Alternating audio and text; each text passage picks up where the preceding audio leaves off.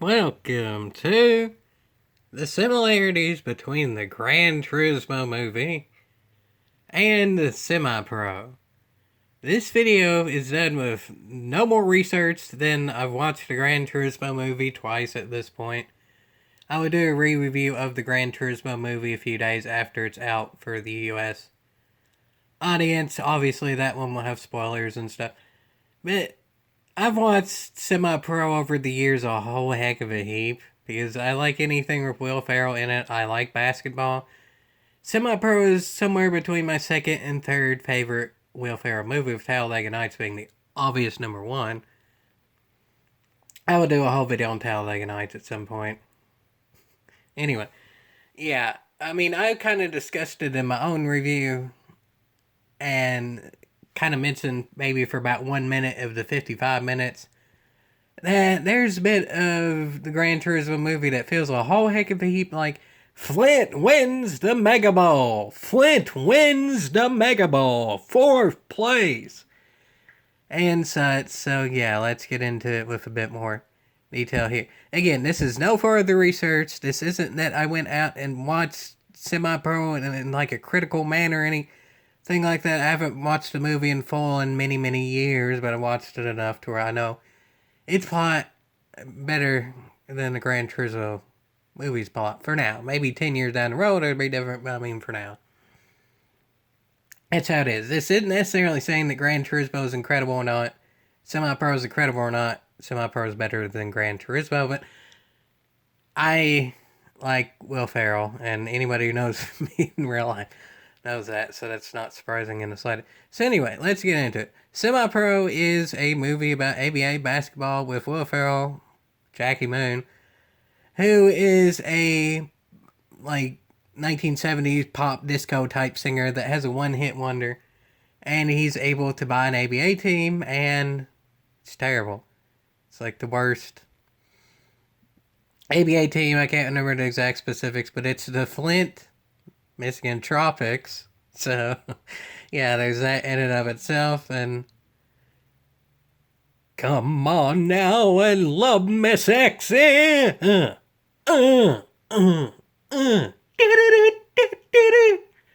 And that's really all you need to know about the movie in a small bit. But I mean, yes, of course, like a disco pop 70s singer does not make a successful basketball player or owner. Yes, folks, he's both. And he's a meaty 6'5" power forward for your Flint Tropics. And yeah, he has the cheerleaders have a whole performance for his song and stuff, and it's played up in an awesome way and all that. So how does that tie to Gran Turismo? It's not particularly Jan Mardenborough with this, but it's that Gran Turismo was played out to be this amazing thing, the best simulation racing out there, and it shows like the pageantry and the incredibleness of the racing and all that, and both of those are just the start of the movie. Semi-Pro does it in a cheesy way where all you can do is laugh at it, and you're not meant to take it seriously at all.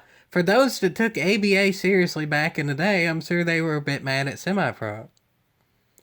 And then it's kind of the same with Gran Turismo. For those that took Gran Turismo seriously back in the day, I just can't really do that anymore. Discuss that, at least not modern Gran Turismo I can't take seriously anymore.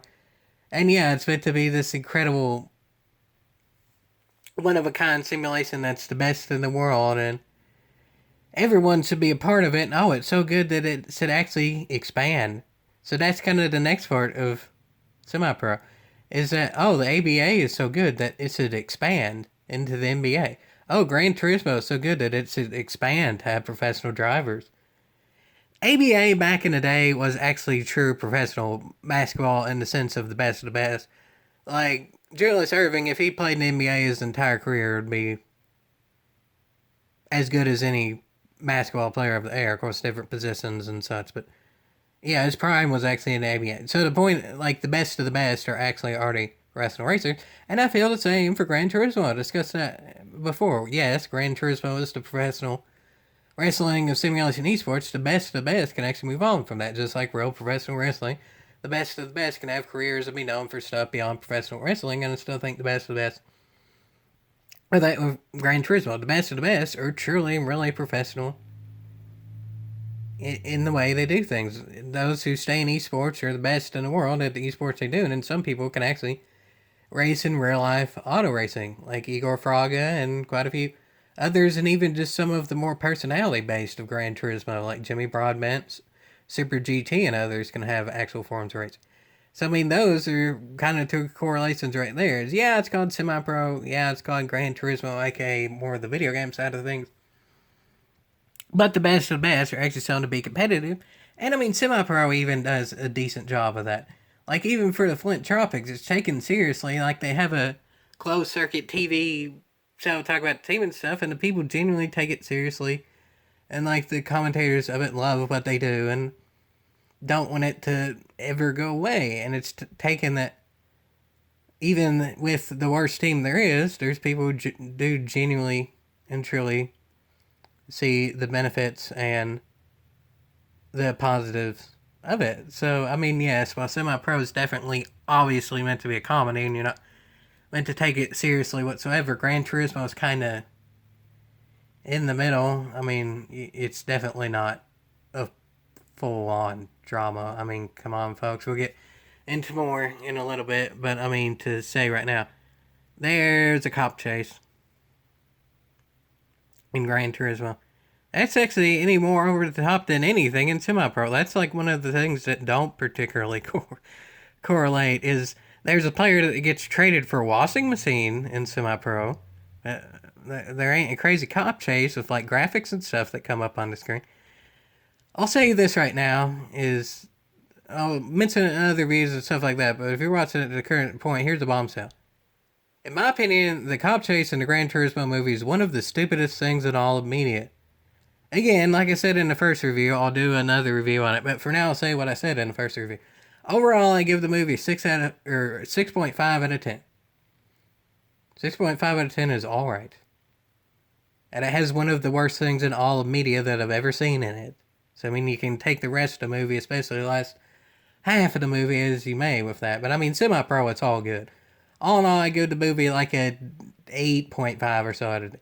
The actual, like, comedic effect, 10 out of 10, it's pretty much perfect, but then just some of it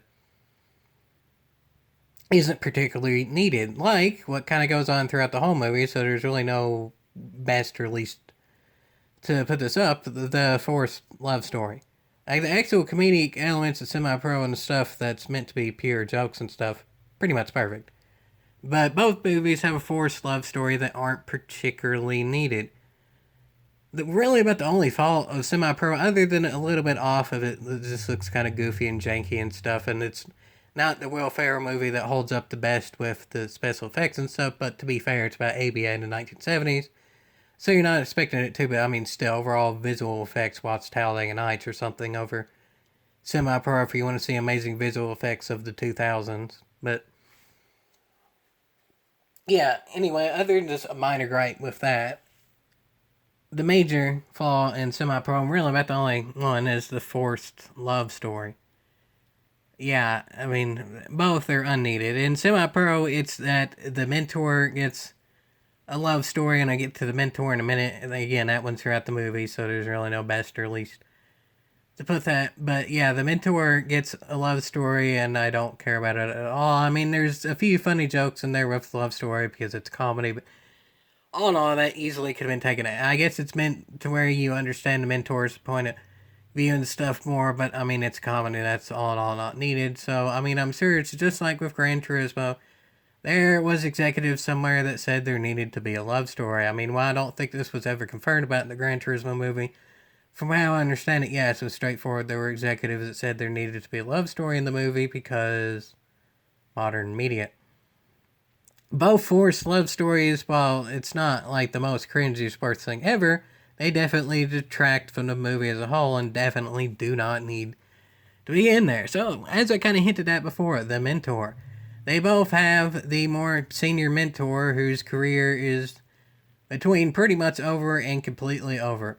In semi-pro, there's a former point guard who's actually quite successful and won a championship, who's at the very end of his career and realistically isn't good at all because he won a championship in NBA and is barely even playing in the ABA, and yes, from what I remember correctly, he was traded for a washing machine. So they really missed that washing machine and somewhat regret it. But yes, they end up having a former point guard to kind of get the team in the right direction because, again, early in the movie, it's about the worst one out there. So, I mean, yeah, kind of the same with Gran Turismo is there's a former race car driver who is tasked to get the Gran Turismo Academy in a successful place because to begin it with, it's seen by Orlando Bloom as it not being able to work because it's just a bunch of teenagers who don't really know anything about actual racing. So then you get Daniel Harbour, who is the mentor, to get them up to snuff, and you puked on my lawn and all that. I mean, the you puked on my lawn genuinely does feel like a joke that would be in the U.S. GT Academy, so I'm kind of glad they use that in the U.S. trailers and stuff, because that little bit actually feels like U.S. GT Academy. That is right along with kind of the humor of it. And that's initially what I honestly thought the movie was going to be, is just a cheesy U.S. GT Academy type thing. I mean, the movie's made in the U.S. It's a lot of Britishness involved with it, but it's still made in the U.S. So that's kind of what I thought it was going to be, given the trailers and stuff. And I said, well, overall, in a theatrical sense, it's a bit stupid. I'm personally guilty pleasure of it. I mean, guilty pleasure of GT Academy. I liked it. I reviewed it. It's campy and cheesy, and it was on Spike TV, so of course it was. But I liked it for the most part. The movie, though, is meant for a lot to be taken seriously. I mean, unlike Semi-Pro, you're not really meant to take much of it seriously. That's when it doesn't quite compare. But I mean, nonetheless, what I'm saying is both movies have that mentor that you're kind of sort of meant to take seriously to a degree. Like, the mentor actually in Semi-Pro teaches Jackie Moon the puke. It's actually a play that is, spoiler alert, used later, and it's actually meant to be an effective play that's actually meant to make the team work harder. Jackie Moon has never puked before in his life, and he does. He does. There, again, like childish Will Ferrell type humor, but I mean, I couldn't help but laugh at that. Yeah, it's quote unquote lowbrow, but it's beautifully lowbrow. Just like Beavis and Butthead, it takes smart people to write stupid people in a funny way. Yeah, there you have it, folks, for that little bit of it. So, yeah, I mean, there's part of it that you are kind of sort of genuinely supposed to be taken a bit seriously. You're supposed to take the hard mentor that knows what they're talking about seriously. And, I mean, both do a good job. I think all of the professional reviewers that know about the actual acting talent stuff, which I'm not a professional reviewer, that's why I'm re-reviewing the movie after watching a bunch of reviews. I'll discuss it as I start. That, when I watched a whole heck of heap of reviews since I first watched the movie, and then again I watched the movie again, so I get a new review outcome a few days after the movie itself comes out. That, yeah, there are some things I missed because I'm just not a professional movie critic, and they said it themselves of things that I didn't notice. But I mean, still, the overall point with that being is, even though there were some things that I didn't particularly notice as a professional movie reviewer, honestly, some things that were extremely obvious of both is that the mentor actually did a good job. They improved the look of the teams. They weren't really meant to just be a butt of a joke or truly has been or stuff like that. Daniel Harbour, the professional reviewers and everyone could kind of see it. Again, the professional viewers gave more insight than realized. He was arguably the best part of the movie. It's either Daniel Harbour or the cinematics that most people say are the best part of the movie. With Semi-Pro, the best part of the movie is by far the comedy, but I mean, other than the love story with the mentor himself actually, like, not really coaching, because Jackie Moon's technically the coach, the owner, and the player, but like mentoring the team and stuff, that works. So into the next thing is the actual games and such themselves. To begin with, it's kind of just going along the paces and showing that a team exists and is doing terrible. Kind of the same with Jan Mardenborough. Yes, he does actually win the initial GT Academy thing, but in general his life is going kind of terrible. His dad doesn't particularly approve of what he's doing. His mom is ginger spice, so that's something. It's certainly something. That feels like, I mean, ginger spice feels like would have been the love interest in the semi-pro movie. I mean, Ginger Spice does a good job. Again, I'm not a professional movie reviewer, so I'm not the most to say of the actual acting talent. But I mean, for Jiminy Cricket's sakes, did anybody have it on their 2023 bingo card when the year started that Ginger Spice was gonna be in the Gran Turismo movie? Kinda don't think so. But anyway, the point being is that the actual cinematography at the beginning of Balfour pretty well. It shows what you need to see. It shows that Mortimer is working through the struggles and stuff. There is a difference. Mortimer is immediately successful at what he does, but most people don't take what he does seriously. But Semi-Pro is kind of both. While you have the people who are really into it, most people don't really take what Jackie Moon is doing seriously. And it's kind of meant to be a joke, and it's just showing that the team is all in all terrible, but it does it in a funny and effective way. Even with the mentor, the team is still struggling to begin with. And into kind of the next bit, I guess you can call it the mid-act of the movie. Mortimer is getting better. He wins GT Academy, so he's actually starting the racing itself. The tropics are getting a bit better with the mentor and stuff, but then the bombshell drops. Jan Mortimer has to finish in 4th place, or else he's out of racing completely because he needs an FIA license. And I'm not doing that voice for Semi-Pro, but Flint... that screwed me up. Flint needs to win their own coin as Mega Ball and finish in 4th place in order to make it to the NBA, get their license to essentially play professionally. That, like I said in my initial review, are the most similarity. Like, it almost seems like... I don't know. I mean, maybe it happened in Jan Mortimer's life, but I haven't seen anything whatsoever confirming it, so I'll believe it when I actually see something. For now, it genuinely almost seems like... I don't want to believe it, but in a way, I kind of almost need to believe it, if that makes sense. That the Gran Turismo movie took inspiration from Semi-Pro to make the protagonist of the movie need to finish in 4th place in order to play professionally. So yes, folks. Flint wins the Mega Ball in both movies. After a lot of trials and tribulations, Flint wins the Mega Ball. And another similarity that I wish I did mention in my review, because then it would have been truly and really over an hour, that I will mention here, is that Jan uses his tactics he learned from racing in GT Academy, and some getting mentored and stuff like that, in order to be able to finish 4th place in the final race. He's able to use the lines that he learned while racing that his dad criticized and stuff like that, to actually be able to get 4th place and win the Mega Ball. Jackie Moon is able to use what he learned from previous games and improving and stuff, and what he learned of his mentor from the puke, and actually use that play to be able to win the final game of the season and get 4th place. Both kind of have the similarity of kind of creating a new way of doing it. Mortimer kind of creates a new way of racing by being able to see things before they happen, because he practiced so many different times and stuff.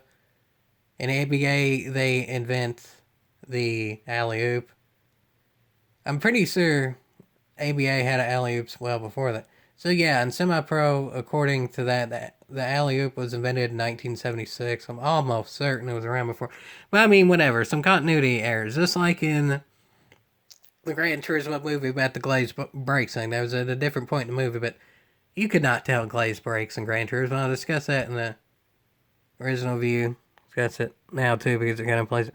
Yeah, there's continuity errors and stuff. If you were someone that actually took the ABA seriously when the movie came out in the mid-2000s, you were probably a little bit mad about that. But if you took the ABA seriously 30 whatever years it was after it folded, except for the top few teams, and that was a true point. There were top few teams that made it. I don't know if it was 4 or whatever, but I know like the Spurs, and I think the Nuggets in there, and a few others were actually written initially in the ABA. So, yeah, so Jan uses things that he learned to be able to implement there to finish in fourth place. Jackie Moon uses things he was able to learn earlier on to finish in fourth place. So that's actually pretty much where semi-pro ends. There's the celebration and the fun stuff. And then it doesn't end up actually mattering because the NBA doesn't accept it anyway because they want the marketing.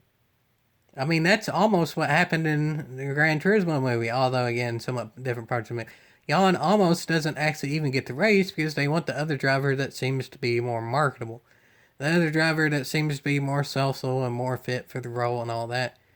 It's who they almost take, but in semi-pro, that actually is what happens.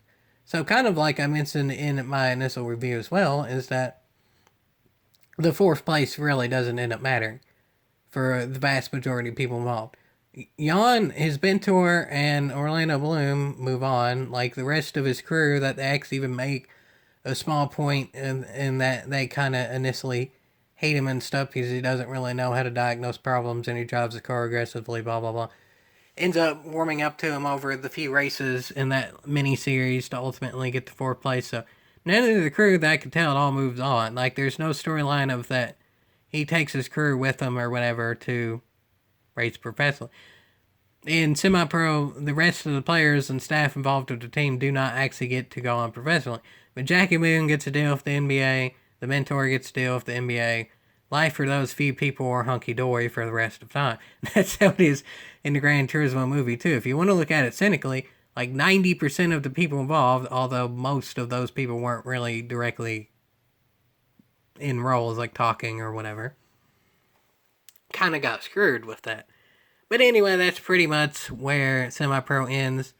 There is a attack in the arena from a bear. I can't remember the exact plot line there, but it ends with the bear attacking and everyone's scared and stuff. That doesn't particularly relate to Gran Turismo because after that, Gran Turismo gets extremely serious and heartwarming and all that, and you're meant to take the rest of the movie absolutely 100% seriously until in the final race, Jan is listening to Kenny G. I just can't help but think after I realized even more and more that there were more similarities between Gran Turismo and Semi-Pro. I can't just help but think now in that final race that Jan Martinborough is listening to "Come on now and lick me sexy."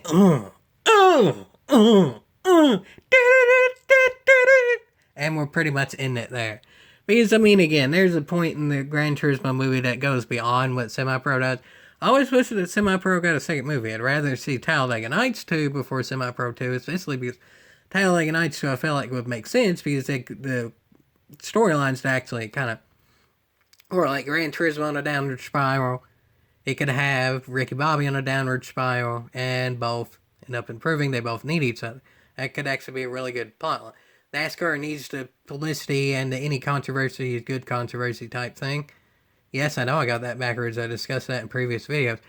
And yeah, that's kind of how to end off the video saying that I want Talladega Nights 2. But, I mean, Talladega Nights is the best sports movie ever. Semi-Pro is up there. Of how I rate Gran Turismo nowadays, well, I'll do a full review on it in a bit as well. I mean, all in all, Gran Turismo having a lot of similarities to Semi-Pro certainly ain't a bad thing for me because I like Semi-Pro. For people that took the ABA seriously, like the 4 people that did by that point in time, for the people that took Gran Turismo seriously, for like the, I mean, just look at how many people watch. Yeah, I've discussed that. You know where I'm going with this, folks. I want to take the very best of the best seriously. I mean, they kind of both. People understood that best of the best. People took not his takes on things, but his play in the league, like Julius Erving and stuff like that, seriously. People take the top of the Gran Turismo player seriously. So, I mean, yeah. For really hardcore people, there probably is a little bit too many sports cliches in there and similarities to a comedy movie, but I mean, this video was fairly fun to make. I'll put it, I'll put it like that. So, I mean, yeah, like the 90% of people kind of don't end up off too good within both movies, and they kind of both have moments in there that weren't particularly needed. But I mean, all in all, there was a whole heck of a heap of both movies that were certainly worth a yeehaw. And my voice is completely gone.